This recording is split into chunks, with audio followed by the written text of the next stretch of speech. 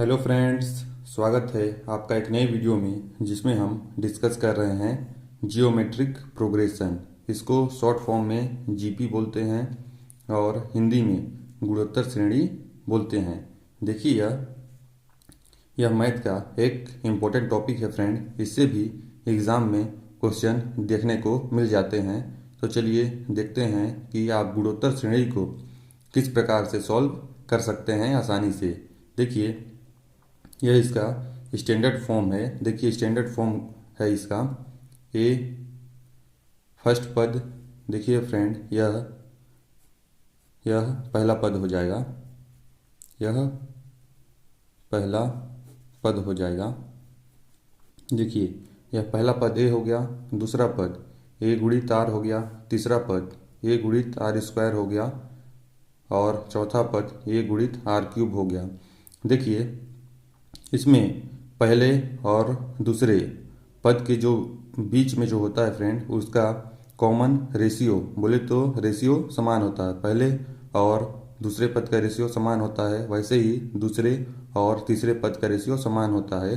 कहने का मतलब यह है फ्रेंड, जो गुणोत्तर श्रेणी होता है फ्रेंड, उसमें दो लगातार पद के बीच का जो रेशियो होता है फ्रेंड, वह सेम होता है। और यहाँ ए जो है पहला पद है और आर जो है यहाँ पर आर जो है सार्वनुपात है फ्रेंड,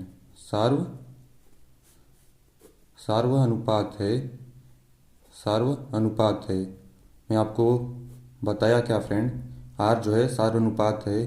बोले तो दो लगातार पद के बीच का जो उसमें सार्वनुपात होता है फ्रेंड, वह समान होता है। दो लगातार पदों के बीच का जो अनुपात होता है वह सेम होता है।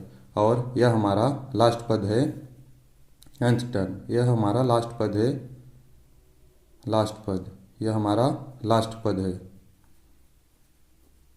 देखिए चलिए इसका जितने भी इम्पोर्टेंट फॉर्मूला होता है उनको डिस्कस करते हैं जियोमेट्रिक प्रोग्रेशन का। देखिए जियोमेट्रिक प्रोग्रेशन में देखिए फॉर्मूला नंबर फर्स्ट है फ्रेंड।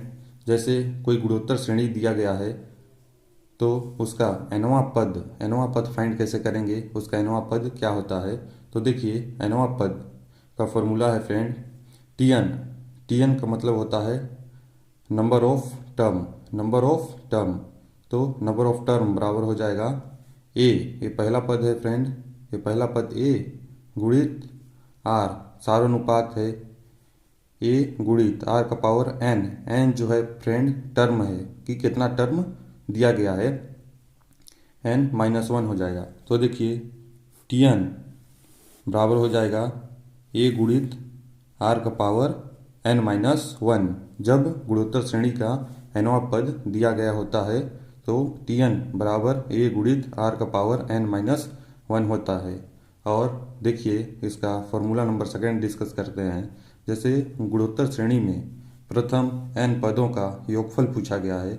जब n पदों का योगफल पूछा गया है तो उसका क्या फॉर्मूला होता है। देखिए इसमें दो केस बनता है। केस फर्स्ट क्या है, जब यह r जो है सार्वनुपात, जो r जो है फ्रेंड वह एक से छोटा होता है तो उसका फॉर्मूला क्या होता है। देखिए जब योगफल निकालना होता है, जब r एक से छोटा होता है तो Sn बराबर हो जाएगा सम ऑफ n टर्म।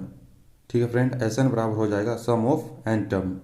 तो Sn बराबर हो जाएगा a गुणित 1 माइनस आर का power n divided by 1 minus r हो जाएगा। क्योंकि r जो है एक से छोटा है इसलिए यहाँ पर 1 माइनस आर का पावर n आया है।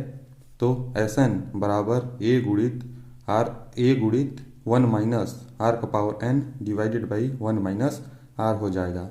इसी प्रकार से देखिए जब r जो है, इसी प्रकार से देखिए फ्रेंड, जब r जो है एक से बड़ा होता है तो n पदों का योगफल किस प्रकार से निकालते हैं। देखिए जब r एक से बड़ा है तो उसके लिए क्या लगाते हैं, सम ऑफ n टर्म।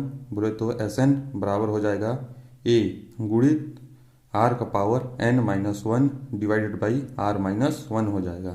तो देखिए यहाँ r जो है एक से बड़ा है तो आर से एक माइनस करते हैं, आर से एक माइनस करते हैं, तो एस एन बराबर ए गुणित आर का power n minus one divided by r minus one हो जाएगा, जब आर जो है एक से बड़ा है।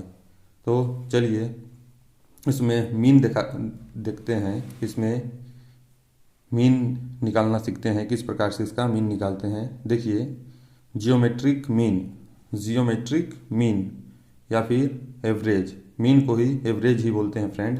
तो देखिए जब जियोमेट्रिक मीन निकालना होता है तो क्या करते हैं, देखिए जब दो संख्याएं हो तो उसका mean under root A into B करके निकाल सकते हैं, under root A into B निकाल सकते हैं। जब पहला संख्या ए है और दूसरा संख्या बी है तो under root A into B करके उसका जियोमेट्रिक मीन बोले तो गुणोत्तर माध्य निकाल सकते हैं आसानी से। इसको जब दो संख्या हो तो under root A into B करते हैं, बट जब तीन संख्याएं हो तो उसका cube root of A into B into C करेंगे। ए पहला संख्या हो गया, बी दूसरा संख्या, सी तीसरा संख्या।